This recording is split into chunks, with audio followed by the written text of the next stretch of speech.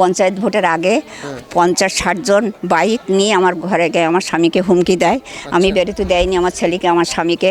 আমি নিজেই বেরিয়ে আসছিলাম। বলে এই ঘর থেকে আমাকে তুই তামারি করিস, আমাকে বলে এই তোর স্বামীকে ঘর থেকে বেরিয়ে যা। ও টিএমসি পার্টিতে যদি কালকে থেকে না যায় তো ওর মুন্ডু একদিকে থাকবে আর ধড় একদিকে থাকবে। নমস্কার, এই মুহূর্তে দাঁড়িয়ে আছি আমি সন্দেশখালীতে। আজকে আমরা সকলেই জানি যে এখানে জাতীয় মহিলা কমিশনের লোকজন এসছেন, রয়েছেন রেখা শর্মা নিজে। তো সন্দেশখালীর মানুষদের সাথে তিনি কথা বলছেন, সন্দেশখালীর মহিলাদের সাথে তিনি কথা বলছেন। এই যে দীর্ঘদিন ধরে সন্দেশখালীর মহিলারা যে অভিযোগ করে আসছিল শিবু হাজরা, শেখ শাহজাহানদের বিরুদ্ধে, সেই সব মহিলাদের সাথে তিনি কথা বলছেন। আমরাও কথা বলবো কিছু মানুষের সাথে। আপনার অভিযোগটা কী এবং কি জানাতে চান আজকে? আজকে আমি জানাতে চাই যে শিবু হাজরার ফাঁসি। কেন ফাঁসি চান? আজ ওই শিবু হাজরা আমার স্বামীকে মেরে দিয়েছে। কিভাবে, কবে হলো এই ঘটনা? এই ঘটনা পঞ্চায়েত ভোটের পরে, মানে কিছুদিন পরে। পঞ্চায়েত ভোটের আগে 50-60 জন বাইক নিয়ে আমার ঘরে গিয়ে আমার স্বামীকে হুমকি দেয়। আমি বেরোতে দেয়নি আমার ছেলেকে, আমার স্বামীকে। আমি নিজেই বেরিয়ে আসছিলাম। বলে এই ঘর থেকে আমাকে তুই তামারি করিস, আমাকে বলে এই তোর স্বামীকে ঘর থেকে বেরিয়ে যা, বের করে দে। তখন আমি বলছি কেন? তো শিবু হাজরা নিজে ছিল না লোকজন? লোক, ওর সব গুন্ডা বাহিনী। তারপরে ওরা বলছে তোর স্বামীকে বের করে দেওয়া আছে। কেন আমার স্বামীকে বের করে দেবো? তো বলছে দে, ও টিএমসি পার্টিতে যদি কালকে থেকে না যায় তো ওর মুন্ডু একদিকে থাকবে আর ধড় একদিকে থাকবে। ওই বলি ওরা চলে গেল। আমি তো দরজা খুলি দাঁড়িয়ে ওদের সম্মুখীন হয়েছি। তখন ওরা চলে গেল, বলে কাল থেকে যেন কোনো পার্টিতে না যায় তোর স্বামী। হ্যাঁ যাইন। ওইভাবে পঞ্চায়েত ভোট হয়ে গেল। আপনার স্বামী কি পার্টি করতেন? আমার স্বামী কোনো পার্টি করতেন না। তাহলে ওরা মারতে এলো কেন? ও পার্টিতে যায় না, কোনো পার্টিতে যায় না, তাই। মানে ওদের দাবি ছিল তৃণমূল করতে হবে? হ্যাঁ, ওইটাই হচ্ছে ওদের দাবি। আচ্ছা। তারপরে কিছুদিন ও পঞ্চায়েত ভোট হয়ে যাওয়ার কিছুদিন পরে আমার স্বামী আরও কয়জন ছিলেন, ওরা যাচ্ছিল বাজারের দিকে। হঠাৎ 10-12 জন এসে আমার স্বামীর বুকি পিটি লাথি, সেই যন্ত্রণায়, সেই ব্যথায়, মানে ও উঠি বসতে পারতো না, ভাত খেতে পারতো না, শুতে পারতো না। এই অবস্থায় আমরা আমাদের কাছে হসপিটাল আছে, হসপিটালে নিয়ে গেছিলাম। 3 দিন পরে আমার স্বামী মারা যায়। আচ্ছা, কোন বাজারে, কবে এই ঘটনাটা কবে ঘটলো? এই পঞ্চায়েত, এই বেশি দিন হয়নি, 1.5 মাস হচ্ছে। হ্যাঁ, 1.5 মাস হচ্ছে আমার স্বামী মারা গেছে। মানে এই যে লাস্ট পঞ্চায়েত ভোটটা হলো তারপরে এই ঘটনা? হ্যাঁ, ঘটনাগুলো ঘটছে। আচ্ছা। তারপরে আমি এখন আমার দাবি হচ্ছে আমি শিবু হাজরার ফাঁসি চাই। আচ্ছা, এইটাই আমার দাবি। আচ্ছা, আপনি সেই সময়ের পর পুলিশে জানাননি? হ্যাঁ, গিয়েছিলাম আমি। যেদিন আমার বাড়িতে 50-60খানা মোটরসাইকেল গিয়েছিল, সেদিন আমাকে ওই বড়োবাবু আমাকে বের করে দেয়। বলে কি আমার কাছে কিছু না, তুমি ওই শিবু হাজরার কাছে যাও। তা আমি শিবু হাজরার কাছে যাব কেন? শিবু হাজরার লোকই তো পাঠিয়েছে। না, আমি হ্যাঁ, শিবু হাজরা তো লোক দিয়ে আমার বাড়ি গেছে। আমি শিবু হাজরার কাছে যাব কেন? আমি যাইনি, আমি সোজা বাড়িতে আসি। মানে পুলিশ আপনার কাছে, আপনি অভিযোগ জানাতে গেলেন, পুলিশ আপনাকে বললো আপনি শিবু হাজরার কাছে যান। আচ্ছা আচ্ছা, তারপরে? ওই জন্য আমি বাড়িতে চলে আসি। বাড়িতে চলে আসি, আমি চুপচাপ আছি, কিছুই বলি না। কেননা আমরা কোনো পার্টিতে যাই না। যখন উনি মারা গেলেন, এই যেভাবে বাজারের মধ্যে ফেলে মারা হলো, এটা কোন বাজার? এই তো ত্রিমণি বাজার রাস্তা। হ্যাঁ, রাস্তা। ত্রিমণি বাজারে যখন ওকে ফেলে মারা হলো, এবং তারপর আপনি গেলেন না কেন? মানে পুলিশের কাছে আর যাননি? ওরা তো আমাদের কোনো কথাই শুনবে না, কি জন্য যাবো আমরা? আচ্ছা। হ্যাঁ, এটা আপনারা বলুন তো, ওরা তো আমাদের কথা নেয় না। হ্যাঁ, ওই জন্য আমরা আর যাইনি। আচ্ছা, তারপর আর পুলিশে কোনো অভিযোগই জানাননি? একটা মানুষ মারা গেছে কিন্তু আপনি পুলিশে অভিযোগ জানাতে পারেননি? না, জানাইনি। ও কারণ কি জন্য যাবো? এখন তো পরিস্থিতি বদলাচ্ছে। এই যে আপনারা এত কথা বলছেন ক্যামেরার সামনে, এখন কেন পুলিশের কাছে মামলাটা রুজু করছেন না? আপনার স্বামীকে যারা মেরে দিয়েছে তাদের বিরুদ্ধে আপনি যদি মামলা রুজু না করেন, তাহলে আপনি ফাঁসির দাবি করবেন কি করে? আপনাকে এখন মামলাটা করতে হবে। কি করি? আপনি তো ফাঁসির দাবি জানাচ্ছেন শিবু হাজরা, তো মামলাটা যদি না করেন তাহলে তার বিরুদ্ধে ফাঁসি রুজু হবে কি করে? মামলা করতে হবে। আপনারা এখন মামলা করতে চান? হ্যাঁ, করতে হবে। আমার একটা ছেলে আছে, ছেলের বয়স খুব কম। ওই জন্য এখন বর্তমান আমি হচ্ছে গার্জেন। তাহলে চলে কি করে সংসার আপনার? এখন কি করে চলে সেই ঈশ্বরই জানেন। আমার স্বামী বিয়ে পাশ ছিল। আচ্ছা। উনি কাজ করতেন? উনি টিউশনি করতেন। ওই টিউশনের পয়সাতেই চলতো? হ্যাঁ, আচ্ছা, এখন আপনার ছেলে আছে, হ্যাঁ। মানে ছেলের ভয়ে, মানে ছেলে আছে বলে সেই ভয়ে কি আপনি এখন যাচ্ছেন না পুলিশের কাছে এদের বিরুদ্ধে কথা বলতে? হ্যাঁ, ছেলেটা আছে আর সব সময় ওরা হুমকি দেয়, কি বলে? মেরি দেবো, হচ্ছে এখানে রাত্রি এসে আবার আমাদের বাড়িও লোক গেছে, তো এর মধ্যে পুলিশ আমাদের ওই রাস্তায় গেছে, কি জিজ্ঞাসা করেছে? আমাদের কাছে কিছু জিজ্ঞাসা করেনি।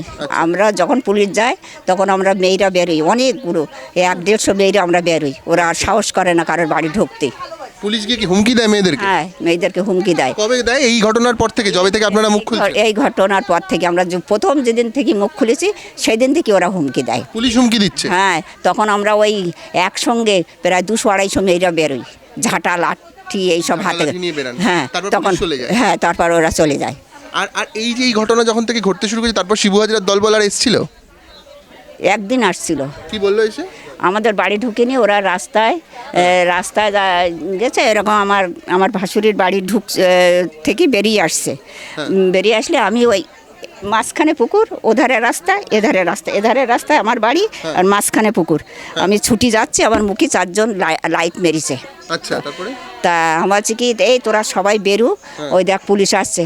তখন ওরা বলছে এই, তখন রাস্তায় এসে দেখে, আমাদের মেন রাস্তায় এসে দেখে প্রচুর মেয়েরা সব লাঠি সোটা নিয়ে দাঁড়িয়ে আছে। তখন ওরা বলছে এই কালকে তোদের ব্যবস্থা নেবো, থানার সামনে যাস, একটা করে অ্যারেস্ট করে থানায় পুরে দেবো। ওই তো পুলিশ বললো না? পুলিশ, হ্যাঁ পুলিশ বললো। বড়বাবু ছিলেন। বড়বাবু ছিলেন? এই বড়বাবুর নাম কি? আমি জানি না। আচ্ছা। তারপর ও বড়বাবুর সঙ্গে আরও মানে ওদের বড়বাবুর ড্রেস ছিল না, একজন এরকম চাদর গায়ে, প্যান্ট পরা, আমি পরিষ্কার যখন লাইট মেরেছি আমি দেখেছি। আর কজন ওদেরই গুন্ডা আর বড়বাবু ছিলেন। আচ্ছা, একটা কথা বলুন, এই যে পঞ্চায়েত ভোটের পর আপনার স্বামীকে খুন হতে হলো, পঞ্চায়েত ভোটে কি আপনি ভোট দিতে গিয়েছিলেন? আপনি গিয়েছিলেন? হ্যাঁ, আমি গেছিলাম, আমাদের বাড়িতে কেউ যায়নি, আমি ভোট দেওয়া ওখানে গেছি। আচ্ছা। তা টিএমসির একজন ওখানে দাঁড়িয়েছে বুদির কোলের কাছে, বলছে কি ও মাসিমা এইখানে ভোট দিন। আচ্ছা। তা আমি তখন বলছি, এখানে মানে জোড়া ফুলে? হ্যাঁ, আমার হচ্ছে কি এই দেখ তোদের ভোট তোরা দেনে, আমি দেবো না, আমি দেইনি ভোট। আর আপনার স্বামী দিয়েছিলেন? না, আমার ছেলেও দেয়নি, আমার স্বামীও দেয়নি। তো স্বামী ভোটই দিলেন না, তাকে মারা যেতে হলো? হ্যাঁ, তাহলে এবার বুঝুন আমরা কোন রাজ্যে বাস করি। হ্যাঁ, আর এখন কি চান একটু বলুন? আজকে জাতীয় মহিলা কমিশন থেকে লোকজন এসেছেন, তাদেরকে কি বলবেন? আমরা বলবো যে আমাদের ওপরে যেসব হচ্ছে, এই যে আমরা ভালোভাবে বাস করতে পারছি না, আমাদের জমি জায়গা সব কেড়ে নিয়েছে। আমার তো জমি ছিল। কত কিরমভাবে নিল? জমিটা কাটলো কি করে? ওই ওখান থেকে নদীতে জল ঢুকিয়ে পাকা ধান কাটতে দেয়নি। হ্যাঁ, জল ঢুকিয়ে কি করলো? তারপরে ফিশারি করেছে। ফিশারি করে দিয়েছে। আর জমির জন্য যে একটা লিজে টাকা দেওয়া হয়, সেই টাকা কি পান আপনারা? না, আমরা পাই না। কত বিঘা জমি? আমাদের 1 বিঘা জমি। 1 বিঘা জমি এরা দখল করে মাছ চাষ করছে। কি মাছ চাষ করে সেখানে? ও বহু রকম মাছ, তেলাপি মাছ, পার্শে মাছ, ভাঙান, ভেটকি, এইসব তারা চাষ করে তারাই তুলে নিয়ে যায়। তারাই তুলে। ন্যূনতম লিজ 5-6 হাজার টাকা বছরে দেওয়া হয়, সেটা দেয় না, দেওয়া হচ্ছে না। দেওয়া প্রথম যে বছর নিয়েছিল সেই বছরটা যা দিয়েছে, তারপর থেকে আর দেয় না। পুরো জমিটা ওরা দখল করে রেখেছে। ওরাও পুরো জমির টাকা চাইতে গেলে বলে কি হে কিসের টাকা, বেরো ওখান থেকে। আচ্ছা। আর 100 দিনের কাজের টাকা পান আপনারা? এখানে কাজ হয়? এখানে হ্যাঁ টাকা তো হতো এক সময়, হ্যাঁ, হয় না? না দেয় না তো টাকা। টাকা দেয় না? না। আপনি কাজ করেছেন 100 দিনের? না বাবা, আমি যেটা করিনি। আগে আমার স্বামী করতেন। হ্যাঁ, আচ্ছা। কিন্তু আমরা ওই ওই অনেক দিন আগে করতেন। আপনি এত কথা বলছেন, আপনারা প্রত্যেকে বলছেন, আজকে আর সংবাদ মাধ্যম আছে, এই এত বড় বড় ক্যামেরা নিয়ে সবাই ঘুরছে, আজ থেকে 1 মাস পর তো তারা আর আসবে না। আপনার ভয় লাগছে না আপনাদের? না, আমার ভয় লাগছে না। এভাবে কিভাবে আন্দোলন করবেন এবার? মানে আবার মহিলারা একসাথে বেরোবেন? একসাথে বেরোবো, আজকে বিকাল থেকে বেরোবো। আবার বেরোবেন? হ্যাঁ। বেরিয়ে কি করবেন? আমরা শাহজাহানকে ধরার কথা বলবো, শাহজাহান যাতে শাস্তি। হ্যাঁ, আমরা মিছিল করে বেরোবো। হ্যাঁ, আমরা আর তো কাউকে ভয় করি না বাবা। পুলিশ বলেন আর যা বলেন, আমরা কাউকে ভয় করছি না। আজকে মরলেও মরবো, কালকে মরলেও মরবো। হ্যাঁ, নয় 2 দিন আগে মরবো, তবুও আমরা সংগ্রাম করি মরবো। হ্যাঁ, এইটাই আমাদের এখন কথা।